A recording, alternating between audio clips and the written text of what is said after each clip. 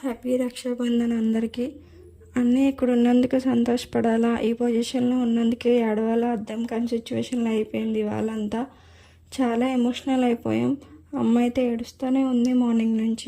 అమ్మకి ఎందుకు అంత ఏడుపు వచ్చిందంటే, అన్నీ ఎవ్రీ ఇయర్ మా దగ్గర లేకపోయినా పుట్టపర్తి ఆఫీస్ దగ్గర ఉండేవాడు. అక్కడ ఉన్న అక్క వాళ్ళతో అన్న వాళ్ళతో చాలా హ్యాపీగా ఉండేవాడు. ఇవాళ అమ్మకి అవన్నీ చాలా గుర్తొచ్చేసినాయి. నెక్స్ట్ ఇయర్ అయినా అందరం కలిసి హ్యాపీగా అన్నకైతే రాఖీ కడతాం ఆ నమ్మకం అయితే నాకు ఉంది.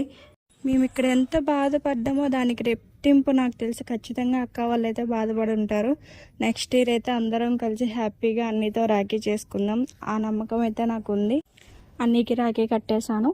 ఈలోపే నా తమ్ముడు వచ్చాడు, వాడికి కూడా రాఖీ కట్టేసి వాడు నా దగ్గర బ్లెస్సింగ్స్ తీసుకుంటే నాకు చాలా హ్యాపీ అనిపించింది. నాకు ఎవ్వరు ఇలా ఎప్పుడు కాలు మొక్కలేదు. నాకు తెలిసి అయితే వాడు అలా బ్లెస్సింగ్స్ తీసుకునేసరికి చాలా హ్యాపీ అనిపించింది.